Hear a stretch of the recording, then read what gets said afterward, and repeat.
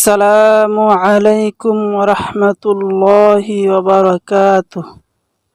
সম্মানিত প্রিয় দর্শকবৃন্দ, কেমন আছেন আপনারা? আশা করছি সকলে আল্লাহর রহমতে ভালো আছেন। দেশে প্রবাসে যে যেখান থেকে আজকের ভিডিওতে ক্লিক করেছেন সকলকে জানাচ্ছি অসংখ্য ধন্যবাদ। প্রিয় বন্ধুরা, থাম্বনেল এবং টাইটেল থেকে বুঝতে পেরেছেন আজকের বিষয়টি হচ্ছে যৌন সম্পর্কীয় ভিডিও। তো এই ভিডিওতে আলোচনা করা হবে আপনার হারানো যৌবন কিভাবে ফিরে পাবেন। যারা হস্তমিথন এবং বিভিন্ন অবৈধ কাজের মাধ্যমে নিজেদের যৌবনকে হারিয়ে ফেলেছেন, যৌন ক্ষমতা হারিয়ে ফেলেছেন, তাদের জন্যই মূলত আজকের এই ভিডিওটি।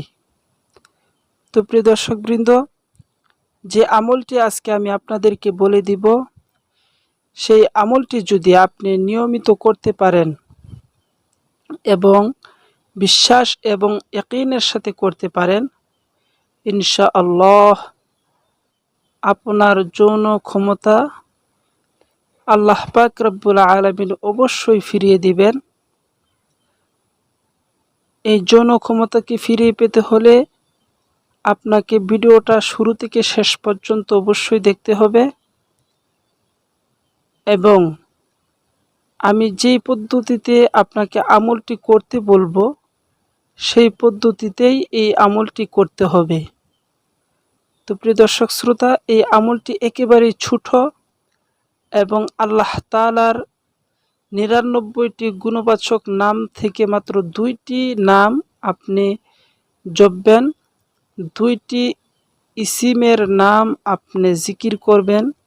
ইনশাআল্লাহ এই ২টি নামের বদৌলতে আপনার যৌন ক্ষমতা ফিরে আসবে। আপনি ধ্বজভঙ্গ হয়ে গেলেও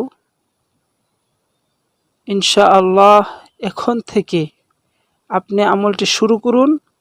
১ সপ্তাহের ভিতরেই দেখবেন আপনার যৌন ক্ষমতা সম্পূর্ণরূপে ফিরে এসেছে এবং আপনার স্ত্রী আপনার প্রতি খুশি হয়ে যাবে। তো প্রিয় দর্শকবৃন্দ, ভিডিওটা লম্বা করতে চাই না। দোয়াটি শুরু করার আগে বলছি, যারা আমাদের চ্যানেলে নতুন দর্শক অবশ্যই চ্যানেলটি সাবস্ক্রাইব করে দিবেন, আর যারা ইতিমধ্যে সাবস্ক্রাইব করেছেন সকলকে জানাচ্ছি অসংখ্য ধন্যবাদ। তো প্রিয় দর্শকবৃন্দ, চলুন আমরা সেই আল্লাহ তাআলার গুণবাচক নাম ২টি দেখে আসি। সেই ২টি গুণবাচক নাম হচ্ছে ইয়া মালিকু, ইয়া কুদ্দুসু। ইয়া মালিকু, ইয়া কুদ্দুসু। যে ব্যক্তি প্রতিদিন ফজরের নামাজ শেষে ১১ বার পড়বে ইয়া মালিকু, ইয়া কুদ্দুসু। আমি আবারও বলছি নাম ২টি, ইয়া মালিকু, ইয়া কুদ্দুসু। ইয়া মালিকু, ইয়া কুদ্দুসু। এর অর্থ হচ্ছে হে রাজাদিরাজ, হে পবিত্রময়। এই যে ২টা শব্দ, এই ২টা শব্দ আপনি শুধু প্রতিদিন ফজরের নামাজের পর ১১ বার পড়বেন।